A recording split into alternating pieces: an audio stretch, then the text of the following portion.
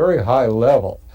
The Russians and the Americans have been in bed together for a long time.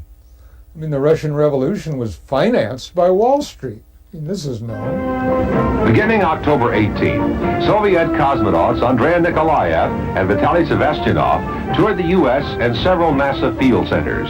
During that same month, the United States and the Soviet Union agreed to study ways that American and Russian spaceships could meet and join in space. During his visit to Russia, President Nixon signed an agreement with Chairman Kosygin of the USSR to conduct an Earth orbital rendezvous and docking in 1975 between a U.S. and a Russian spacecraft. Engineers from both countries have already begun working out the details of the mission. American astronauts and Soviet cosmonauts trained this year to prepare for a joint space mission in 1975.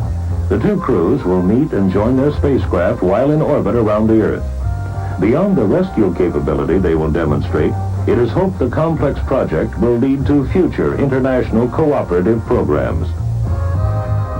They have sort of a tacit agreement that we won't blow the whistle on you if you won't blow the whistle on us. Simple. That's what I've often said on radio and television when they say, well, how come the Russians, if they knew that we didn't go to the moon, how come they didn't say anything? Well, it's better that they don't say anything. It's highly likely that only a few individuals were privy to the whole plan. As with the Manhattan Project, which involved hundreds of thousands of people working across America on the development of the United States atomic bomb, only a relatively small group of scientists were aware of the actual agenda behind the work they were doing, and even fewer masterminds were coordinating the whole program. So in a similar way, this assault on space involved hundreds of thousands of people working towards, in their understanding, a race against the Soviets to reach the moon first.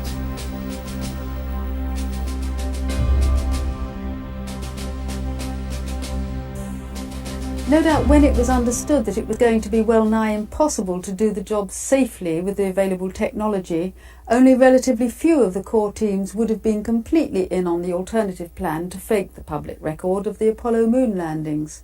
This would become the cover for the surrogate program. Even fewer key individuals would have been in on the reasons behind the top-secret scheme to get out into space at all costs.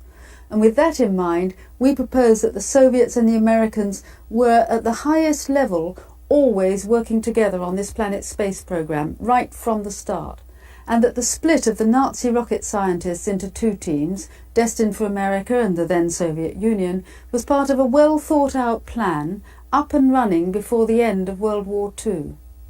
A key step in any space program would be the establishment of communication satellites in geosynchronous orbit around the Earth.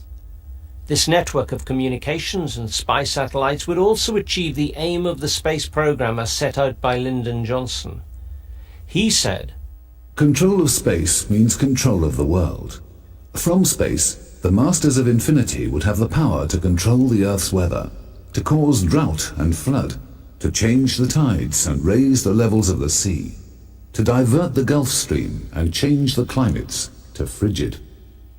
There is something more important than the ultimate weapon, and that is the ultimate position, the position of total control over Earth that lies somewhere in outer space."